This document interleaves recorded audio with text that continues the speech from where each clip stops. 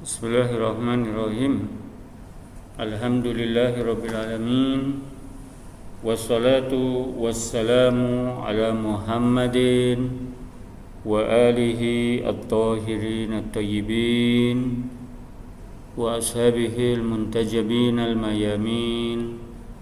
Assalamualaikum warahmatullahi wabarakatuh. Auladi rahimakumullah, semoga di pagi hari ini antum semua dalam keadaan sehat walafiat. Semoga antum selalu dalam lindungan Allah Subhanahu wa taala. Alhamdulillah, pada pertemuan di pagi yang penuh dengan barokah ini kita akan membahas satu bab yang berkaitan dengan silaturahmi. Mari kita awali dengan beberapa ayat yang akan Ustadz bacakan. A'udzubillahi samil alim minasyaitonir rajim. Walladzina yanquduna ahdallahi min ba'di mitsaqih wa yaqta'una ma amarallahu bihi an yusala wa yufsiduna fil ard ulaika lahumul la'natu wa lahum su'ud dar.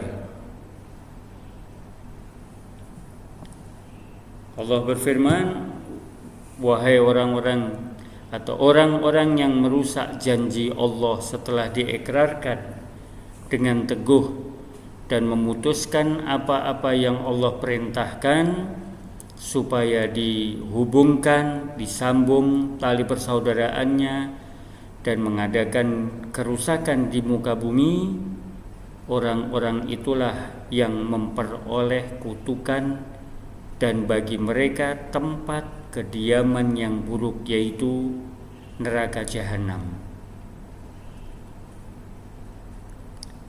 Yang kedua, Allah berfirman dalam surat Muhammad ayat 22 dan 23, A'udzubillahi samil alim minasyaitonir rajim. Fahal asaitum in tawallaitum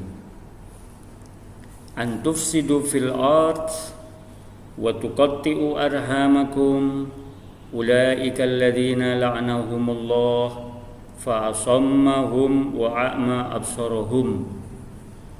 Maka apakah kiranya jika kamu berkuasa, kamu akan membuat kerusakan di muka bumi dan memutuskan hubungan kekeluargaan. Mereka itulah orang-orang yang dilaknati Allah dan ditulikannya telinga mereka dan dibutakannya penglihatan mereka, yaitu orang-orang yang melanggar perjanjian Allah sesudah perjanjian itu teguh dan memutuskan apa yang diperintahkan Allah kepada mereka untuk menghubungkannya, menyambung tali persaudaraannya dan membuat kerusakan di muka bumi. Mereka itulah orang-orang yang rugi. Dalam ayat yang pertama, Allah menjelaskan tentang bagaimana orang yang memutuskan hubungan kekerabatan. Allah sejajarkan orang ini dengan orang yang melakukan kerusakan di muka bumi. Maka sebagai balasan bagi orang yang memutuskan hubungan kekerabatan adalah mereka mendapatkan kutukan Allah. Ulaika lahumul la'nah wa lahum su'ud dar. Dan Allah menjanjikan kepada orang-orang tersebut Allah akan menempatkan orang-orang ini di neraka jahanam. Kalau kita melihat ancaman Allah yang sangat berat ini terhadap orang yang memutuskan hubungan kekeluargaannya, maka silaturahmi adalah merupakan satu hal yang sangat penting dan wajib dilakukan dan wajib dijaga. Kita lihat coba ayat yang berikutnya. Allah mengatakan, apakah kiranya jika kamu berkuasa kamu akan membuat kerusakan di muka bumi dan memutuskan hubungan kekeluargaan. Mereka itulah adalah orang-orang yang dilaknat oleh Allah. Telinga mereka ditulikan, mata mereka, penglihatan mereka dibutakan. Allah mengancam dengan melaknat mereka. Allah tulikan telinga mereka tidak akan bisa mendengar, menerima nasihat-nasihat, ucapan-ucapan yang baik. Mata mereka akan dibutakan daripada kebenaran. Mungkin secara zahir mereka bisa melihat, mereka bisa mendengar, tetapi mereka akan dijauhkan dari hidayat. Mereka akan dijauhkan daripada kebenaran karena mereka melakukan kerusakan di muka bumi dan mereka memutuskan hubungan kekeluargaan. Dan yang ketiga, Allah berfirman, yaitu orang-orang yang melanggar perjanjian Allah sesudah perjanjian itu teguh dan memutuskan apa yang diperintahkan Allah kepada mereka untuk menghubungkannya dan membuat kerusakan di muka bumi. Mereka itulah orang-orang yang merugi. Mereka adalah orang-orang yang merugi. Kerugian mereka bagaimana? Allah akan melaknat mereka. Allah akan melaknat mereka. Allah akan menjadikan mereka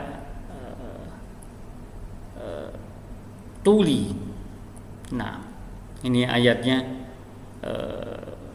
keliru yang saya tulis, tapi artinya adalah benar. Nah, silaturahmi sebagai makhluk sosial, sudah tentu manusia itu tidak dapat hidup sendiri. Dia membutuhkan kehadiran orang lain. Dia membutuhkan orang lain. Berinteraksi dengan orang lain, terutama keluarga, itu adalah merupakan satu kebutuhan. Praktek yang paling sederhana bisa menjaga kewarasan kesehatan mental ketika seseorang memiliki hubungan sosial dengan orang lain, dengan keluarganya. Silaturahmi ini juga dapat memperbaiki mood dan kebahagiaan melalui interaksi fisik dan emosional. Ini sudah sunatullah. Orang manusia sebagai makhluk, maka dia adalah makhluk sosial. Dia tidak bisa hidup sendiri. Dia membutuhkan kehadiran orang lain. Al-Imam Ali alaihissalam mengatakan, wa akrim ashirataka, kerabatmu. Ketika dia tidak bisa hidup sendiri, dia membutuhkan kepada orang lain, terlebih adalah kepada keluarga. Al-Imam Ali alaihissalam mengatakan, wa akrim ashirataka, dan muliakanlah keluargamu. Fa innahum janahuka alladhi bihi tatir, karena keluargamu itu adalah bagaikan sayap yang kau akan terbang dengannya. Wa asluka alladhi ilaihi tasir, dan dia adalah merupakan tempat asal yang mana engkau akan kembali kepadanya. Wa yaduka allati biha tasul, dan keluarga itu bagaikan tangan yang mana engkau akan bisa mencapai sesuatu dengan tangan tersebut. Artinya bahwasanya seseorang yang memperhatikan keluarganya dan keluarga itu ada kepedulian dengannya, dia selalu menyambung tali persaudaraan dengan keluarganya, maka keluarga adalah orang pertama yang akan peduli terhadap sesuatu yang menimpa diri kita. Lalu apa manfaat daripada silaturahmi? Silaturahmi ini memiliki manfaat yang sifatnya duniawi dan sifatnya ukhrawi.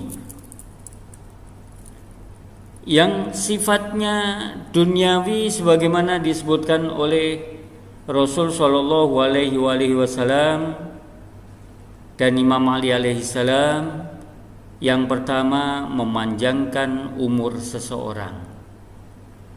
Anin Nabi sallallahu alaihi wa alihi, silaturahim tazidu fil umri wa tanfil faqra.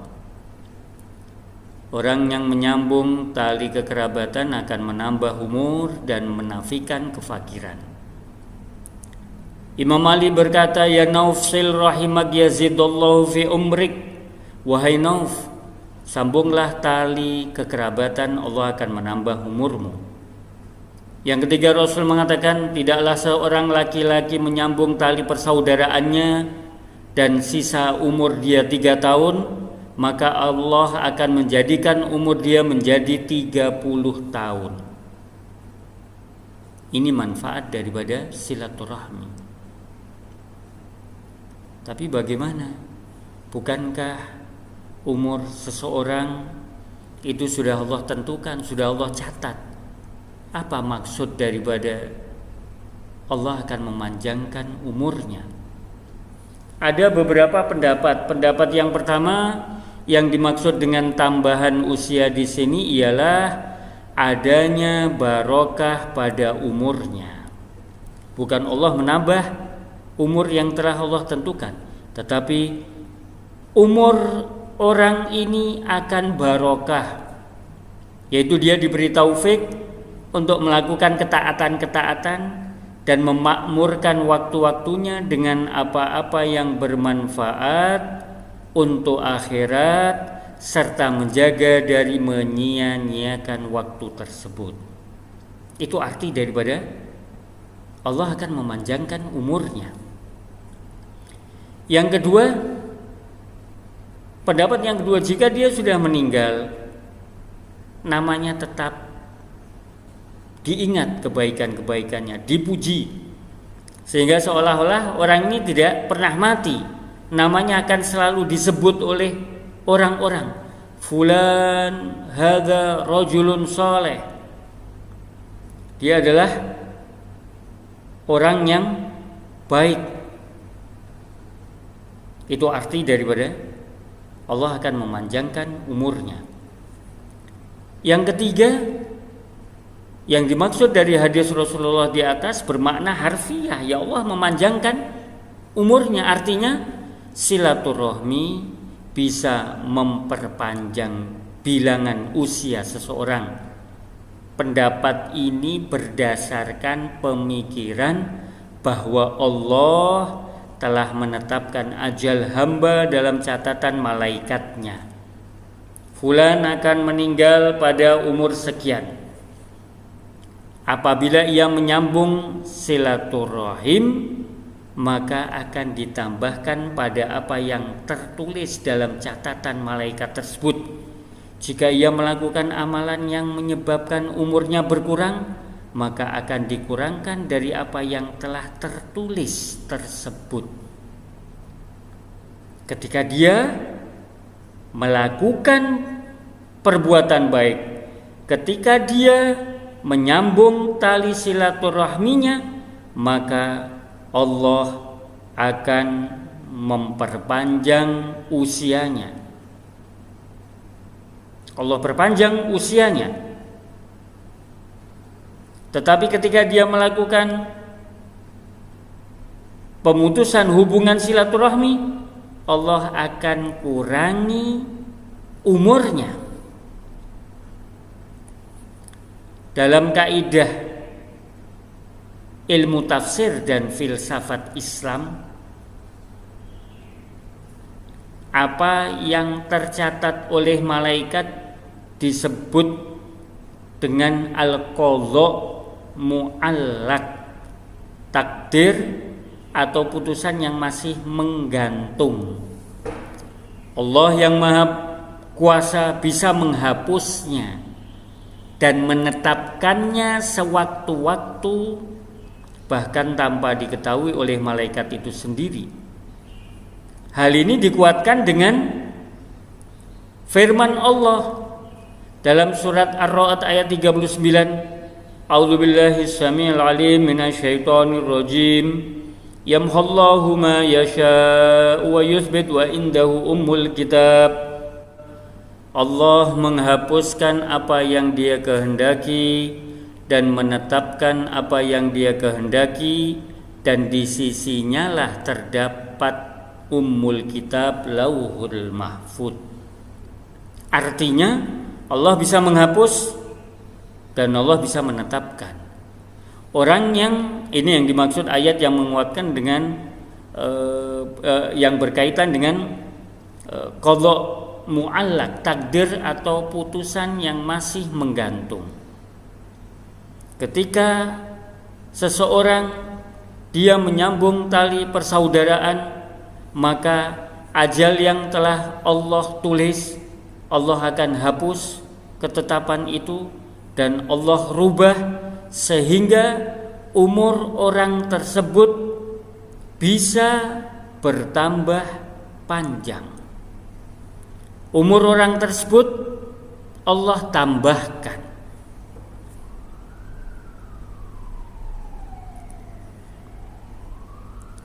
Selama ini kita sering keliru dalam memahami makna takdir Allah. Ini sudah Allah takdirkan. Banyak dari kita berpendapat karena Allah sudah menetapkan takdirnya atas diri manusia, maka tidak ada usaha apapun yang bisa dilakukan manusia untuk mengubah takdir tersebut. Umur atau ajal seseorang memang sudah ditetapkan dan ditulis oleh Allah Subhanahu wa taala, sebagaimana firman Allah Subhanahu wa taala dalam surat Fatir ayat 11. A'udzubillahi samil alim minasyaitonir rajim. Wa ma yu'ammaru min mu'ammarin wa la yunqasu min umurihi illa fi kitab inna dzalika 'alallahi yasir. Dan sekali-kali tidak dipanjangkan umur seseorang yang berumur panjang, dan tidak pula dikurangi umurnya, melainkan sudah ditetapkan dalam kitab Lauhul Mahfud. Sesungguhnya yang demikian itu bagi Allah adalah mudah. Artinya takdir bisa berubah. Takdir bukan qadha. Kalau sudah qadha, maka itu adalah sudah keputusan Allah. Tetapi ketika itu masih takdir, maka manusia masih bisa merubah takdirnya. Manusia masih mampu merubah takdirnya dengan adanya usaha yang dia lakukan. Sebagaimana yang disebutkan oleh Rasul Imam Ali berkaitan dengan silaturahmi, menyambung tali persaudaraan. Tapi bukan berarti usaha untuk memperpanjangnya tidak akan berhasil. Usaha memperpanjang usia, merubah takdir akan berhasil apabila direstui Allah.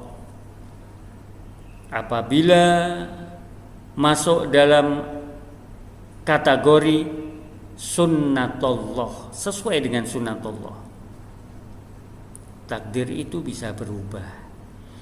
Menyambung tali persaudaraan termasuk adalah sunnatullah. Apapun usaha manusia selama sejalan dengan sunnatullah pasti akan berbuah, menghasilkan, termasuk usaha memperpanjang usia.